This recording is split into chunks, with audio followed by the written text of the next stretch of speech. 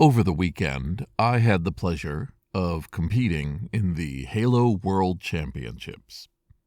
Now, let's not fool ourselves.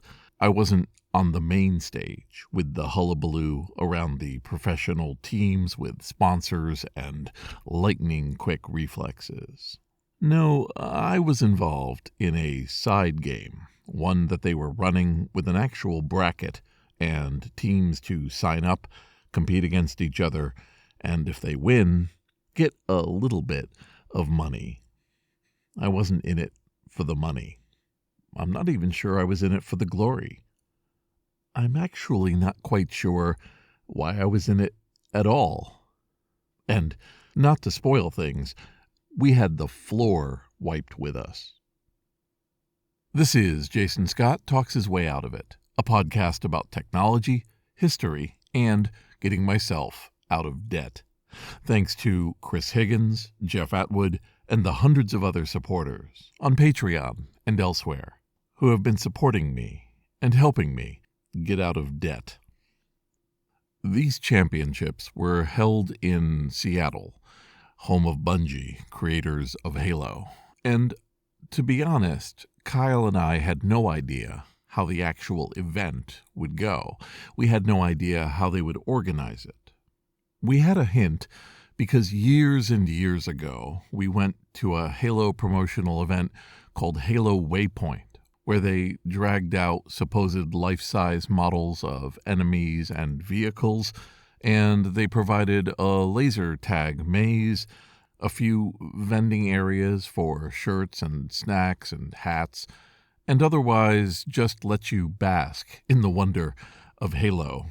In between talks given by people who were on creative teams and a few other minor this and that's, we enjoyed ourselves, but we definitely took a few trips away from the convention to check out some restaurants and parks and other parts of Chicago where this was being held.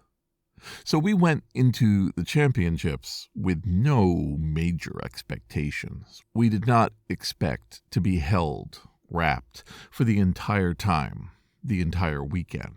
So convinced we were that we should pace out our attendance, we decided not really to show up until Saturday. Now, this turned out to be a mistake, but the blame is pretty shareable. This event did not put their schedule anywhere obvious until the Thursday. Yes, the Thursday before the Friday of this Halo competition. That's how we found out that the contest we would have liked to have entered was held on Friday. By the time we got to our hotel, we had already lost. We weren't going to be able to compete in the mode that we had spent years playing in. But we dried our tears, picked up some Red Bull from the street team that was wandering outside the entrance, and went to the convention anyway. In this particular case, think of a large convention area. Make it dark, but also really extend it out. Put stages in 3 different corners. The main event stage, the secondary event stage, and something they called the community stage, which didn't seem to be much of anything specific. Then pepper the area in between these different stages with literal vending areas for each of the main competing teams in the championship. They were selling shirts and snacks and branded materials, and I'm going to confess that I knew nothing about any of these teams. They also had an art contest, a cosplay contest. They were selling shirts and hats, but those had actually sold out before we even got there. Once again, missing out because we were late. There was what was called a free play and small competition area, and that's where all of the rest of the competitions were being held. Minor side events, with brackets to be sure, but it would only be 16 or 32 different teams competing, and not the specifically larger brackets that had existed elsewhere. What we had was a pretty interesting, well-appointed area of fenced-off consoles and computers, but you had to bring your own controller. Another thing that wasn't quite clear until very, very close to the competitions. Kyle and I enjoyed walking around, seeing all the different people excited about all of these different teams we'd never heard of. And we also had a lovely time seeing the cosplayers, people who were putting together costumes for the Master Chief and other enemies, and really pulling it off. The Master Chief costume looks like a human tank of a costume. Think of a football player, except everything's made of metal with these helmets that you can't see into at all, and maybe not really see out of. They were resplendent everywhere because there was a multi-thousands of dollars contest for the best cosplay. In terms of the main stage, these teams were playing best of 5, best of 7 at the end for all the marbles, $25,000 if they won. A major contest with thousands of people in the arena. In fact, the whole thing had sold out. It was actually completely packed. And as we arrived, we decided we're going to enter a contest. We had our extra controllers, Kyle had his headphones, and I did not. But before any of this, there was the issue of getting onto the brackets at all for the game we wanted to play. Many of the games were 4 players versus 4 players, but we were a team of 2. And since the main 2v2 game had happened on Friday, there was really only one 2v2 left for us to play. Halo 3 Doubles. A game we hadn't played in any realistic way in well over a decade. Oh, sure, we had enjoyed it when we played it, but that was something like 3 or 4 versions ago. The controls were different, the reactiveness was different, the levels we'd probably know because we played them for so long. But our chops were not just rusty, they were rusted shut. However, we were not going to walk away from the championships without being able to say that we competed somewhere in one of the contests. And here we got our revenge. You see, it was indicated that people should sign up for this competition between 4 p.m. and 5 p.m. Then the competition would begin after that. However, I had been seeing how many people were showing up. It was quite clear if we wanted any chance of being in one of the 16 teams they had room for, we were going to have to get there a bit earlier. So we showed up at 3 p.m. and we were still the 3rd team in line. I struck up a really wonderful conversation with that team. These were people who had played Halo for a good number of years.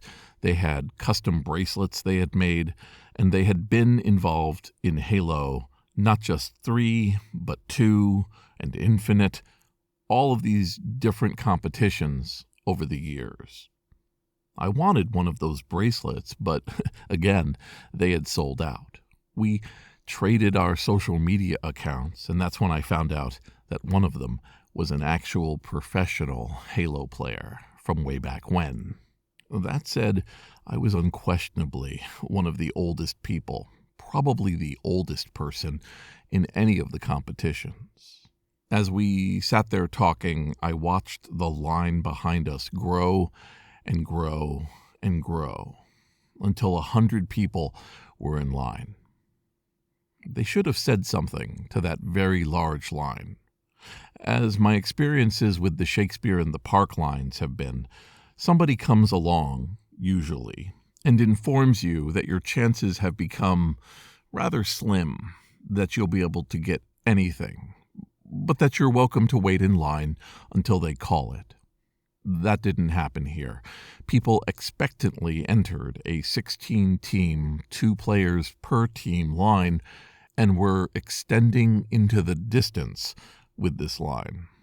When the actual registration began at 4, we filled out our form And again, we were number 3. It had been nearly a minute since 4:01. It was something like 4:05 when we filled it out, and yet there were people extending into the distance. So it wasn't long before it became clear we had actually won before even playing. This time, we were there early. We were there before everyone else, and we had been able to get a chance. They had a rental/borrow section for equipment you didn't bring. I hadn't brought a headset, so they asked for collateral. And the collateral that people could give them were driver's licenses, credit cards, even car keys. And I gave them my AARP card. Our team name was AOL 50 Free Hours, and I'll just say, the people who were assigned to help us, the people who set up these competitions and kept track of the winners and the scores, they were amazing. What a difficult, high-pressure job it was to be in this loud cacophony while people were sitting down and setting equipment, and you had to arrange everything according to the levels that were listed in the official order. You had to get everyone's settings just right. You had to help them with technical issues, and then step back and referee what came next. It was, frankly, the most inspiring thing. And that's how Kyle and I were able to enter the Halo 3 doubles contest and compete for the prize. Oh, and don't worry. Don't let the suspense kill you. They wrecked us. This is Jason Scott talks his way out of it. Thanks to James Bekoyanu, Ernie Hershey, Michael Rubin, David Fisher, Sean Kelly, Trixie the Cat, Symbionts, Benjamin Guts, and Anonymous, along with the hundreds of other supporters on Patreon and elsewhere who have been supporting me and helping me get out of debt. Oh, they wiped the floor with us. I had forgotten where the melee button was. I had to resort to pure treachery just to get a score, get a shotgun, wait around a corner, and give somebody a little more trick than treat. That worked until they figured out what was going on, which didn't take them long, and they won.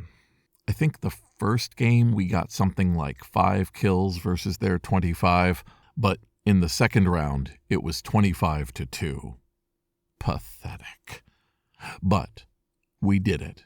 We came to Seattle. We entered into the building, we registered, we competed, and we and 7 other teams didn't make it past the bracket. But you know who did? The person I was talking to. He went on, up through the brackets, and while he didn't fully win, he definitely got some of the money. I believe his prize was $300 for his 2-person team. And while it was never about the money, you could buy some pretty good hats with that cash.